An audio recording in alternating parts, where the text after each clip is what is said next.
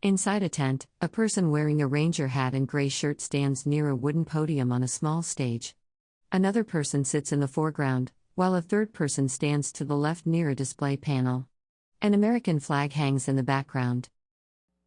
It's been on the road since 2003. We've traveled the whole length of the Lewis and Clark Trail, and now we're en route back to St. Louis. Today this is our last program of the day. We have newly printed, beautiful schedules for you. You can pick those up at the front desk of our exhibit tent or in the back at the easel board there. That has a series of events of today and tomorrow and Sunday. And so you can plan what kind of programs you want to see and come back to. We have Craig Falcon, who's from the Blackfeet Nation, and he's going to be talking to you about wolf calf and the Lewis and Clark and the Blackfeet. So let's give him a nice round of applause today. And with saying that, I'm going to hand it over to Craig. A person in a tan ranger hat and gray uniform stands at a podium, gesturing toward a map displayed on a stand. Behind them, a sign reads Department of Agriculture, U.S. Forest Service and Department of Education, Bureau of Indian Affairs.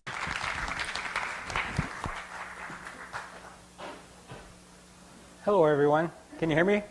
Hear me back there? All right. My name is Craig Falcon. I'm the great-grandson of Wolf Calf. At the time when it's kind of hard for me to talk about this because it is a sensitive subject due to the fact that we got into it with Lewis and Clark and. A person in a white button-up shirt and jeans stands on a darkened stage beside an American flag. 3 spotlight fixtures hang above. A microphone is clipped to their shirt. So, some of the things I may say might be a little bit hard because of things that happened to our people since Lewis and Clark came about through our country. But just bear with me, I'll do the best I can. First of all, I'd like to thank Dick back there for helping me out, getting things set up, getting me arranged here and helping me with my travel plans and my stay here. I'd also like to thank my fiancée here. I know she didn't want me to say anything, but we're going to get married next year at the Sundance. I told her when I introduced her to do a twirl, but there ain't a spotlight here, so I can't put it on her. But anyhow, this story... A person in a white long-sleeved shirt and blue jeans stands on a dimly lit stage with 3 spotlights overhead. An American flag is visible on the right side of the frame. Was told to me by my grandfather, George Nightgun, around 1976, while we were in the area that is the original battle site. And the reason I say original battle site is because in our tradition, in our stories that were handed down to our people, the battle site with Lewis and Clark is in a totally different area. It's probably 5 miles south of where it's documented today. And I find that somewhat funny because I've been driving by there all my life, and it always reminds me of me and my grandfather when we were out. We were getting teepee pegs, and he started talking about. He wasn't talking about Lewis and Clark at first. He was talking about a horse medicine bundle that his father had that is now in the Smithsonian. Now, a person in a white long-sleeved shirt stands on a stage holding a microphone, facing left. Professional lighting equipment hangs above. An American flag is visible on the right side of the frame. He was telling me the origin of that horse medicine bundle and how it came about. And where that horse medicine bundle originated was from Wolf Calf himself. There's a book that's Smithsonian printed. It's called The Blackfoot and the Horse Culture. And in that book you'll see detailed information about the dreams and the visions that he had that brought that bundle about and how it was transferred down from family member to family member until its present time. In 1950, when my great-grandfather passed away, Wallace Nightgun, he passed away in 1950, that horse bundle somehow disappeared. And for years we searched for that bundle, and it ended up in the Smithsonian Institute.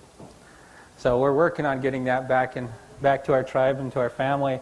It's a very big part of our spirituality back home. It's a very powerful bundle. It's powerful like the thunder bundle, the beaver bundle, if any of you are familiar with those types of spiritual things in each tribe. They are somewhat, they're all connected to the Sundance. The Sundance is a renewal ceremony that we have each year in the summertime, June through August. We just finished the Sundance up in Brockett, Alberta, which was our last one of the year. There's different societies that come to these Sundances, and what it is the 4-day sacrifice to renew Mother Earth. Renew the 2 leggings, the 4 leggings, the winged and the hoofed and the fur bearers, and all the other beings, all the good holy beings that walk this earth. That's just a... But the reason this is so hard for me to talk about is because when you look at our landmass, this is what it used to be. A person in a white long-sleeved shirt and blue jeans stands on a stage next to an American flag on a wooden pole. Stage lighting and equipment are visible overhead in the dark interior space. Our 4 bands of the Blackfeet stretched out all the way up into Canada, Saskatchewan, down to the Yellowstone, and almost down to southern Idaho. But as time progressed, treaties shortened our home base and shortened to the point where this is our home base now. Up north is our relatives in Brockett, Standoff, Gleason, Siksika that are in Canada. There's 1 band of Blackfeet is in the United States and 3 in Canada. Well, I guess I'll tell you the story now. It's really hard for me because of all the different things that happen to our people. And my grandfather's a really good educator, a good teacher about teaching us the changing of our world into today's world. And I was very fortunate to have such an educated elder constantly taking me to ceremony, constantly taking me out and teaching me things about our people. Well, anyhow, when we were down, it's called a river called Birch Creek, where the original, the true battle site is. We talked about the bundle, and we talked about the different rules and things like that of acquiring that bundle. But after we talked about that bundle, he told me a story about Wolf Calf, and when Wolf Calf was a young boy, he said he was with 8 other boys that were ages 13 to 15. They were horse herders, making sure the horses were all staying close to camp and things like that. These boys, one day were riding, and they came upon these, they called them trappers during those days, because we always had a lot of French fur trappers coming down, things like that, Hudson Bay Company. And when they ran into these trappers, let me back up a second. One of the most important things during this time, see, this isn't documented in our history very well because it wasn't a significant part of our history. These are just like any other people passing through. We didn't know that 200 years later we'd be standing here knowing that Lewis and Clark became famous and routed a passage to the west side. So it wasn't something that was documented really good in our history. But as the story goes, and the journal also relates to this in a way, they camped with Lewis and Clark that night. A person in a white button-up shirt and jeans stands on a stage next to an American flag with a gold fringe. 3 stage lights are mounted above. The setting appears to be an indoor venue with dark curtains in the background. That morning, like any young men of that era, 13 to 15-year-olds, first thing on their mind is, okay, let's case out what these guys have. They got guns, they got horses, if we can acquire these guns and horses, then it's going to give us great honor and respect, and maybe we'll be invited out to do more things with the older men, like war parties, horse raids, things like that. So they camped that night. Lewis and Clark shared their tobacco, shared some gifts, exchanged stories and whatnot, and communicated about, different aspects of our country and how they can get through our country. Early that morning, around, I'd say 3 or 4, just like the journal states, these young boys started to take the horses, take the guns from Lewis and his group, and started to make off with them. But as young boys, they're not experienced at these things of war or stealing. So as soon as Lewis and them woke up, it was just a giant skirmish. And you can imagine anybody that has a 13 to 15-year-old, when they know that they're in trouble or they know they got caught at something, they're all going to scatter. And so they scattered in all different directions. My great-great-great-grandfather scattered with horses. Others scattered in different directions. Some were still in camp, engaging in with some hand-to-hand with Lewis and his group. But things turned ugly after that. In our interpretation of this story, one of the young men was stabbed in the back while trying to flee, and the other was on horseback, and he was shot in the back riding away, but lived for a while until he got back to camp.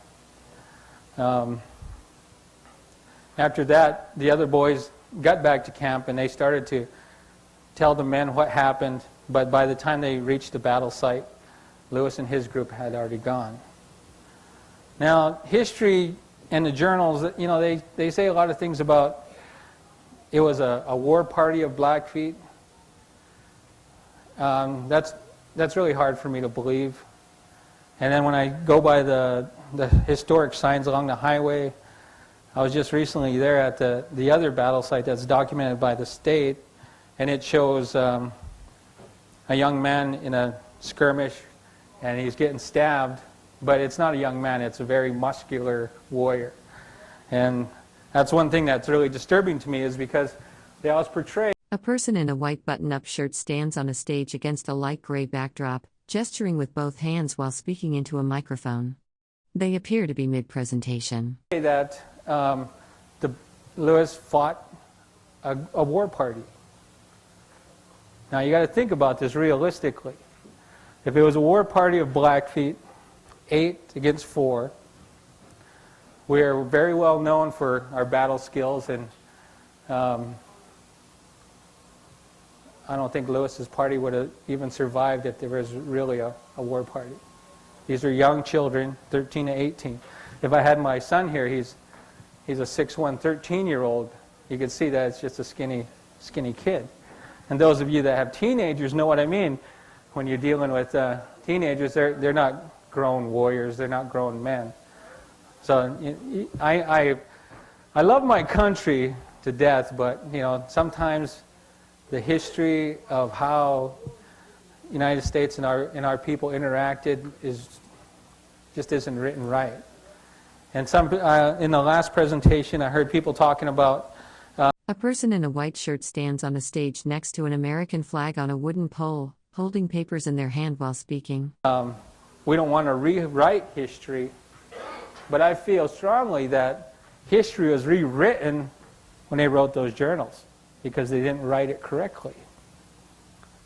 And to further prove that fact, you got to look at it this way.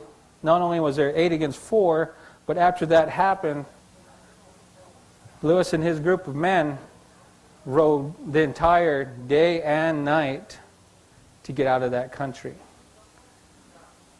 Now, they apparently knew that they did something very wrong. That they did, I don't want to say use harsh words like murder, but that's realistic. That's the realistic word for it. But they had no choice. These boys were definitely going to steal their weapons and steal their horses to gain honor in our tribe. After that, you know, this is really tough for me to talk about, because this Lewis and Clark journey really was the beginning of the end for our people. And I'm talking about all Northern Plains tribes. You know, if it dates all the way back to the purchase of the Louisiana Purchase. Okay, I don't think Lewis and Clark came to tribes and said, you know, we come to check out the land that we bought, even though it was our land. You know, I think if they would have did that, I think they would have had more skirmishes with more tribes. But they came through as explorers, and the tribes accepted them as explorers and greeted them that way. Some of the things that my grandfather told me was that our people were always a warlike people, very strong, very spiritual. And this rattle here is a crazy dog rattle, crazy dog society. These are like the Marine Corps of our tribe. These are the ones that are always up front for battle. I am also a Crazy Dog Society member and also a Horn Society member. Both are very spiritual societies today. But in the same sense, we still guard our people in a traditional way. Like we have our traditional court now, that all the crazy dogs sit as the judge and jury of that court. And it's not a court of losing or winning. It's a court of mediation where you work out your problems. A person in a white shirt and jeans stands on a stage near a wooden podium, gesturing while speaking. An American flag and a banner with coal visible are displayed behind them. Stage lighting is mounted overhead. Problems and things like that.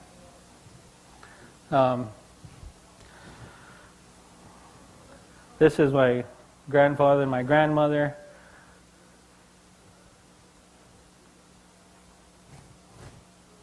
And one of the things I always like to show is these are the holy teepees that we had. These three here belong to Wolf Calf and his horse medicine bundle. You'll see the elk teepee, Crater's teepee, and the other one in the back is the otter teepee. And the reason I like to show this picture a lot is because it always shows my mother when she was a child. She's always embarrassed about that.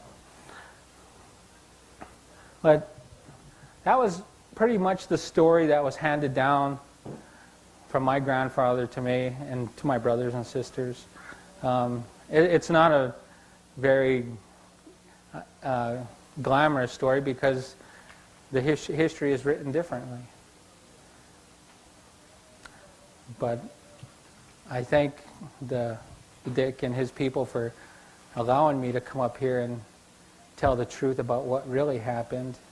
And the next 2 years, we have our cultural team. We're going to be surveying the original site and marking that as the original battle site. Is there any questions?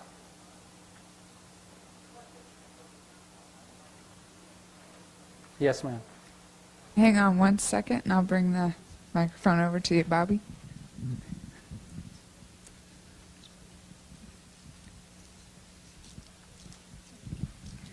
After the boys died, one died immediately and one died later, were they laid to rest at that site, or were they taken home? Because like our people, they used to bury them right where they fell. No, they were taken home for proper burial. Craig, when we saw you last month, you spoke about who really was stealing what after that event. And Lewis, I believe in his journal, listed some things he took with him when he skedaddled out of there. Do you want to talk about that a little bit? Oh, yes. As you'll see in Lewis's journal, they talked about the condition of their horses. Their horses were pretty much ran down. They were lame, and I think the whole raid by these teenagers really went awry because Lewis turned out he came out with better horses. The horses that these young boys had were very healthy and very. A person in a white shirt and jeans stands in profile against a white wall, with a dark ceiling and a gold-topped flagpole visible behind them in what appears to be an indoor venue. Fast, and they had a lot of endurance. And those are the horses that they used to get away that day and night. So if they would have used their own horses, they probably wouldn't have got as far, and they may have gotten caught. And you know, this brings me to another thing I just thought about was, in the journal it also states that Lewis's party came in there, and it was raining every day. It was raining every day, and they couldn't use their equipment properly to find out where they were. They didn't have a GPS satellite tracking system like we do today. So that's why that spot is marked where it is today. And it's close, but 5 miles is quite a distance. We have a lot of rivers that run through that area and meet, and they just happen to be a little bit off when the Boy Scouts surveyed it 40 years ago.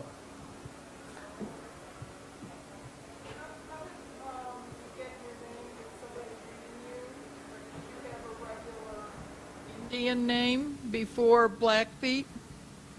Buckhunny? I'm not from around here, so I don't know if everybody knows how you got your name Blackfeet. We're the South Piegan, and there is stories about how we got the name Blackfeet. A person in a white shirt and light blue jeans stands on a stage next to an American flag on a pole. They are looking over their shoulder toward the camera, smiling slightly. And it's a pretty good story. When we used to do raids on other tribes, in most tribes were far away, like the Crows and the Assiniboines and the Flatheads. We didn't want to always be looking over our shoulders coming back.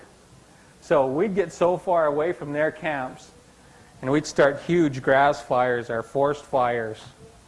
So our moccasins were always black all the time from, coming back from battle, so we can come back in a slow, peaceful way, heal up from our wounds, check out our new prizes of horses and women and things like that, and that's how we got the name Blackfeet.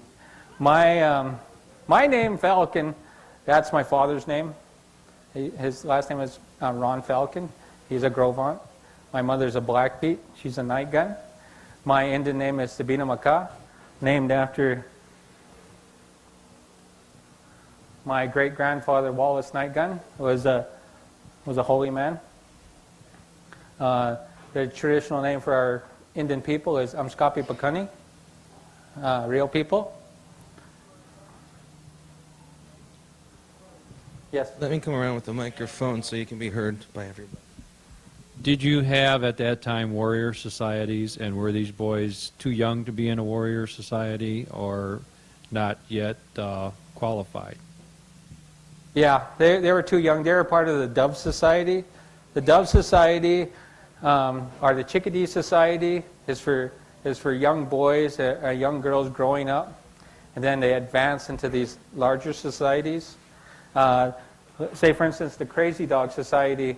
Back then, you'd gain that entry into the society by going into war, going into horse raids, things of bravery. Nowadays, we induct members into the Crazy Dog Society based on their service in the armed forces, Marines, Air Force, Navy, Army, things like that.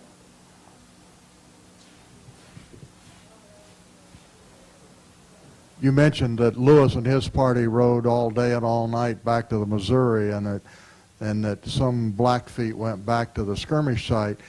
In the Blackfeet oral history, does it say that they also pursued the party past the skirmish site back to the Missouri River?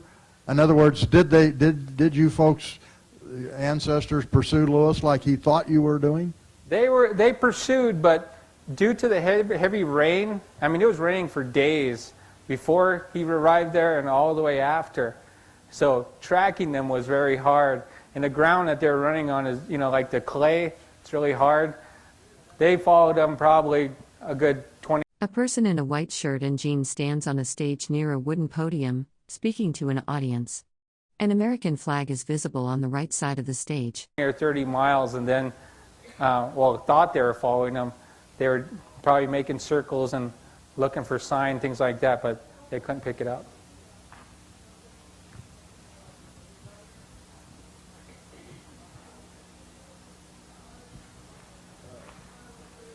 The Blackfeet in those days are nomadic tribes, right? To that area, or did you have permanent campgrounds? Well, I'll show you one of our main areas that we like the most. We followed the buffalo like most plains tribes.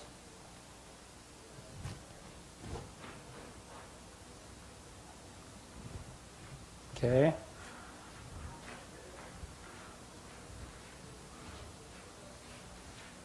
Okay.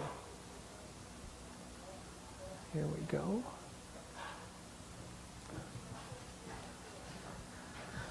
Today we're located here, but A person gestures toward a large black fabric map or display mounted on a wall, with 3 overhead lights illuminating it. An American flag hangs nearby. The setting appears to be an indoor tent or event space. our central area was usually right around in here, up into Canada.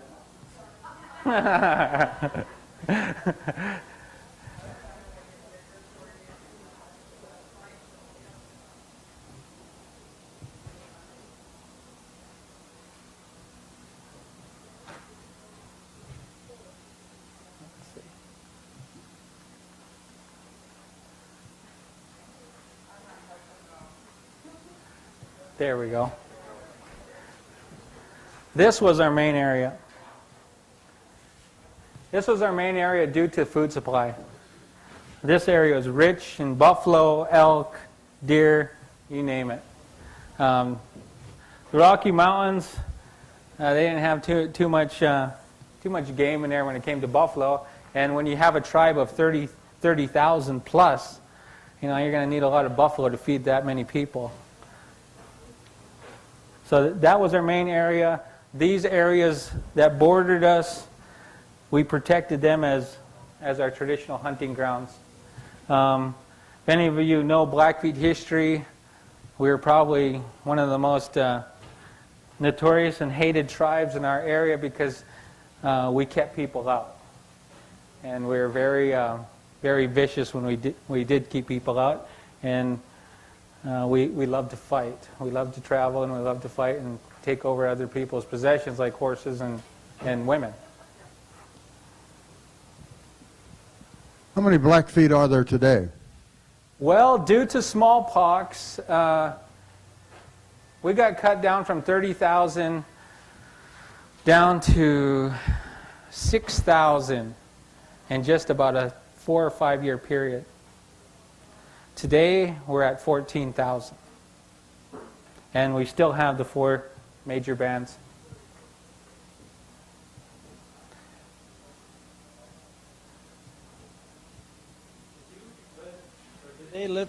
Did they live in teepees all winter up there? Yes. Made out of buffalo hide. Yeah, the wind is somewhat really strong up there, so I imagine a buffalo hide teepee had to be pegged down pretty good. Was the fur on the buffalo left on your winter encampment teepee hide structures, or was it also taken off? No, it was taken off. It was tanned.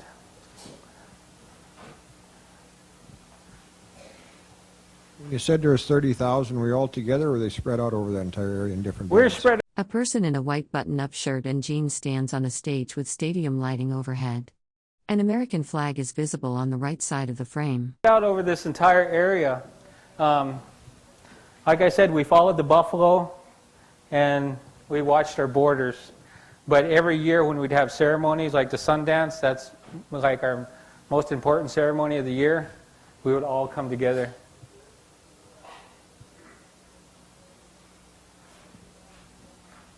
Can you elaborate on the Sundance ceremony as it's done today?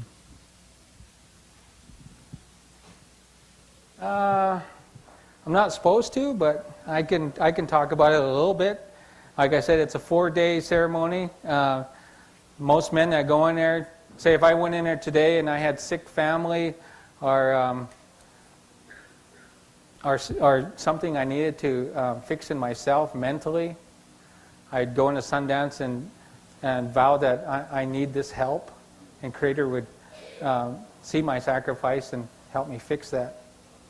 And in the Sundance, you'll find a lot of spiritual leaders, a lot of these bundles that I talked about, where there'll be healing ceremonies throughout the Sundance.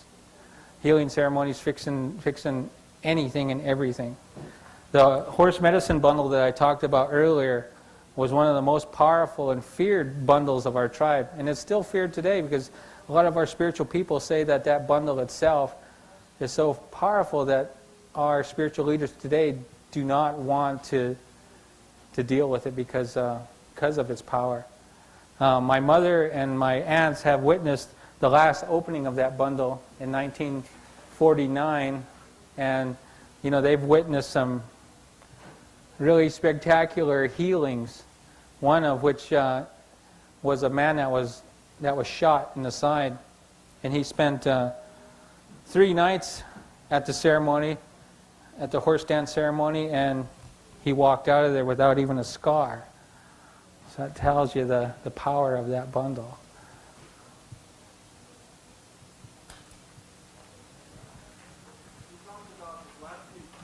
Now you know better. You talked about the Blackfeet protecting their borders and their boundaries so, fearlessly. Right now, the American-Canadian border runs right through your territory. How do you as a people work? How do you work with that? How do you keep relationships going? What kind of interaction is there between the different groups now? Good question. Well, the way we interact with the United States and the Canadian government, it's a heated issue right now, because we have a lot of spiritual things and that we want to pass through that border without being dissected, so to say.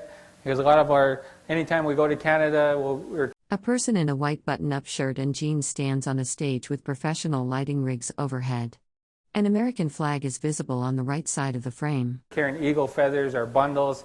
Those things are not supposed to be opened unless you have the rights to open them. And when I mean rights, when you receive anything that is spiritual or holy, it isn't like you go to the store and buy it. It's something that you earned over years and years of teaching.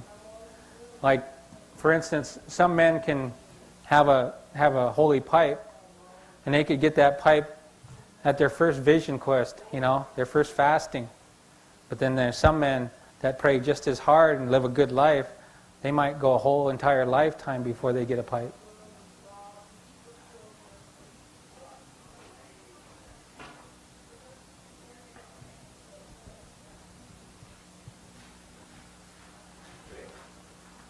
Incident with Lewis and Clark, I understand it happened on the way over to the ocean and back. Oh, on the way back. Okay.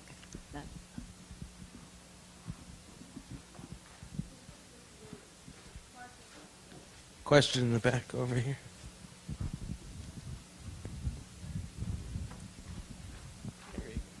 Is it true that the Blackfeet were never defeated by the U.S. government? Yes, that's very true in one sense. We were never defeated in battle, but how we were defeated was with smallpox. That was our Holocaust. Germ warfare wiped us completely out.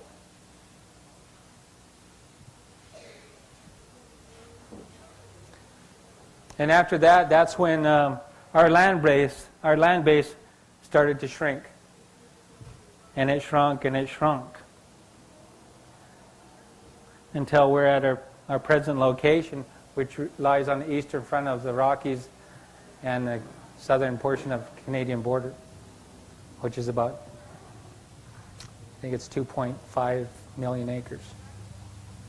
What percent of that is of the original? What percent of that? I'd say that's about 3 or 4% of the original. There's a lot of traditional sites that you'll see that are being documented throughout Montana now, where you'll see like Valley of the Shields. If any of you have heard of Valley of the Shields, a lot of Blackfeet artifacts were found there. A person in a white long-sleeved shirt and light blue jeans stands on a stage next to an American flag on a pole. Studio lights are visible overhead in the dark interior space. A lot of Blackfeet remains are found there as a burial site. And that's all the way down along the Yellowstone River. Buffalo jumps throughout Montana, date back to Blackfeet through artifacts being found, things like that.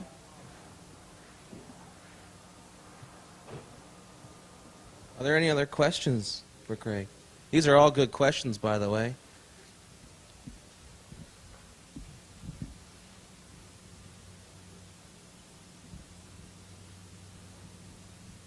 You said that that the horse bundle is in the Smithsonian Institute. What do you feel the chances of your people getting it back someday? Very, very strongly. I've been working on repatriating that bundle probably for the last 12 years. I probably would have received it by now, but I don't feel that I have the rights or the knowledge to handle something that sacred. So until I learn everything I need to learn about that, I'll have to stay there. Will you be the keeper of that bundle when it comes back? Yes.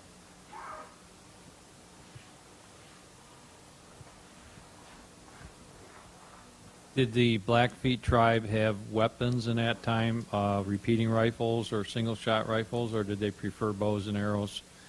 And could you compare the effectiveness of a Blackfoot shooting a bow and arrow to U.S. cavalrymen shooting a single-shot rifle? The comparison is they did just have bows and arrows, muskets.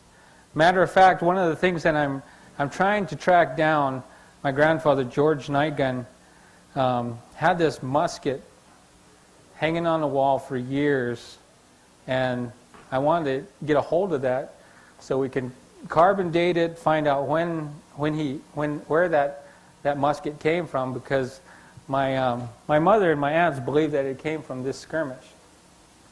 And he gave that to his friend Peter Redhorn, and Peter Redhorn and my grandfather have since passed, but I'm trying to get a hold of his family to find out exactly what happened to that rifle. And the comparison, I guess that depends on, the person that's fighting, If you're a good warrior, I think you can outmaneuver somebody with a single shot rifle. I only have one shot. And a person in a white shirt and jeans stands on a dimly lit stage with professional lighting rigs overhead.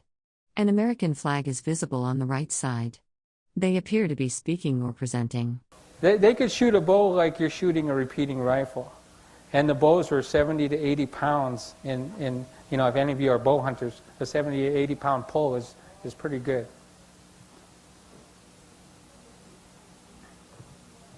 Good question, right there in the front row. Right.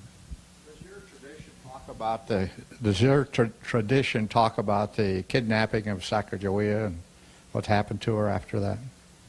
No, no, we don't. We were just talking about that on the way here, and I just had to laugh. I was saying, well, if they would have brought Sacagawea in our country, and if there was a war party that ran into Lewis and his group, Lewis and them would have all been dead at Birch Creek, and Sacagawea would have been married into our tribe, and she would have had some Blackfeet descendants.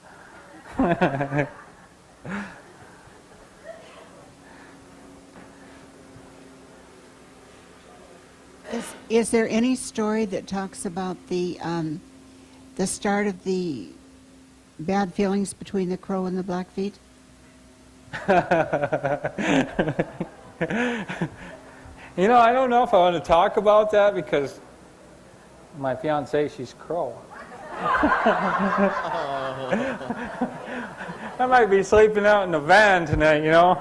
A person in a white shirt and light blue jeans stands on an indoor stage next to an American flag. Industrial lighting rigs hang above. They are smiling and looking toward the side. I think it was more of a territorial issue.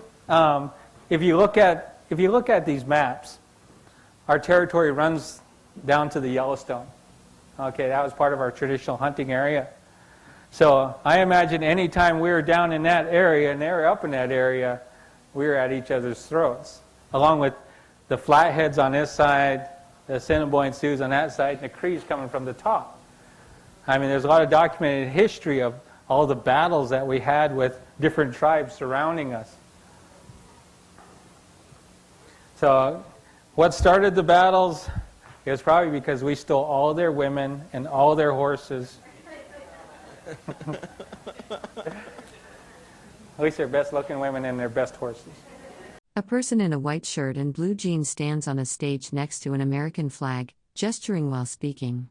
Stage lighting and a projection screen are visible in the background. And when I tell the story of how I met her, I stole her. She didn't steal me. I captured her. And you know, one of the things that is most important, and I see it coming more about and more about. When I was a young boy, tradition, spirituality, and things like that were really hidden because you get scrutinized for it. My grandfather used to tell me stories of when the missionaries first came and how his hair was cut, how he was beaten for speaking his language because he didn't know English language. And it took him 3 tries to run away from a missionary school and finally get into Canada. The first time he made it as far as the Milk River, and he was caught, brought back to the barn, beaten. The second time, he was caught not very far, taken back, beaten. And then the third time, he stole a horse, and he rode all the way into Canada and stayed there. And, you know, it really affected him in such a way that he did not allow my mother or my uncles to attend school. My mother attended school up until the 6th grade. That's how much emotional damage that caused on him, that he didn't want his kids to get abused like that. Did I miss it? Could you speak a little bit more about your life today, what you're doing with the tribe, you know, with your people, and so on?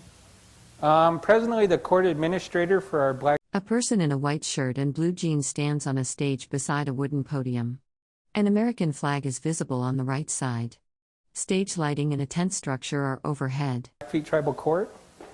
I administer a small court, staff of about 25. We handle criminal and civil law and traditional law. Other than that, I've always been a Marine Corps vet. I'm also a traditionalist. I was born and raised by my grandfather. One of the things that's most important is my grandfather took the time, no matter where we lived. See, me and my siblings, we were all part of the Relocation Act. So we were born throughout different parts of the country. I was born in Redwood City, California, because, you know, my parents had to move and they were trying to retrain them to be modern citizens. But my grandparents would take the time and travel wherever we were and grab myself and my oldest brother and bring us all summer to ceremony. Until we moved back to Montana in the early 70s, and then it just became a daily part of life. Where do you live now? I live in East Glacier, well, not East Glacier, Montana. I live north of Browning, about 4 miles.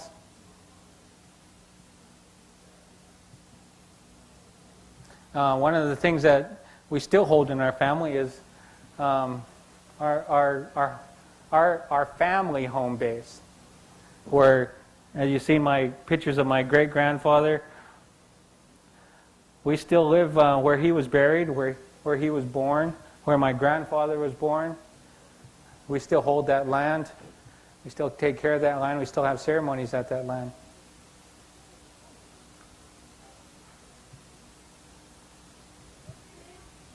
My name is Craig Falcon.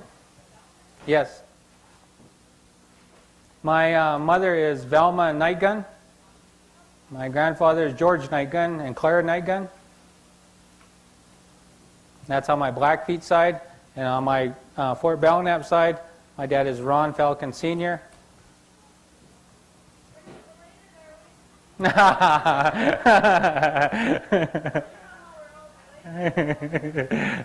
Okay, cousin.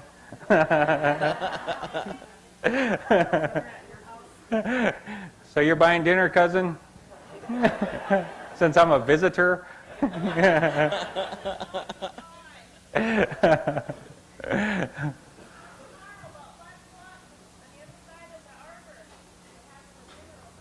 Really?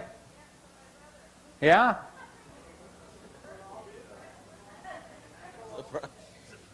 Are you going to have... A person in a white button-up shirt and blue jeans stands on a small stage with a wooden podium to the left.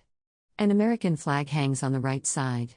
Professional lighting rigs are mounted overhead. Have guts? That's one of our traditional meals is tripe. I love tripe. Tripe, berry soup. Has anybody ever tried blood soup? You tried blood soup? Fresh from the kill? Geez, that's good. Does anybody know why we have blood soup? We take that part of the animal after a kill, and that animal becomes a part of us. I have a funny story about hunting. I'm always hunting. I took these two therapists with me hunting. I used to work in a mental health center. And they were so anxious to hunt. They said, we want to hunt with you, your way, the traditional way. And I said, okay, well, went to the purification ceremony, the sweat lodge, and sweat all day. And then the next day, we got up and we smudged our rifles and prayed and said, I told them, you guys gotta always have good thoughts. You never can think bad when you're doing things like this. So right off the bat, I shot a buck, nice little buck. Cut him open and took the kidney out. And I said, it's traditional that, either drink some blood or you eat part of this kidney. So I cut it in 3 pieces. Sat there and popped a nice big piece in my mouth, and blood was kind of dripping down. Really chewing like a big piece of bubble gum, and acted like I swallowed it. And I said, okay, you guys, go ahead. I had it in the back of my mouth. Anyhow, they started chewing, and I could just see her face turning green. Pretty soon she was kind of wobbling, and she closed her eyes and she swallowed it. And her husband, he must have had a tougher stomach. He chewed it up and swallowed it. As soon as I got done swallowing, I spit mine out. I drank some blood soup, though, but I just had to do that to him to pull a joke on him. But I really feel bad about it because the entire day, she threw up. The entire day. Each time we tried to go to a next draw to hunt, she was leaning over, throwing up. Finally, we had to bring the truck to her and load her up and bring her home. And she just couldn't handle the traditional way. But she did a good job.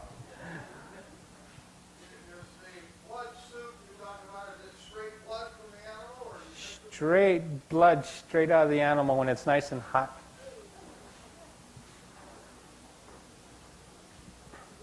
Well, let's thank Craig Falcon for coming in today. Give him a nice round of applause. Thank you very much.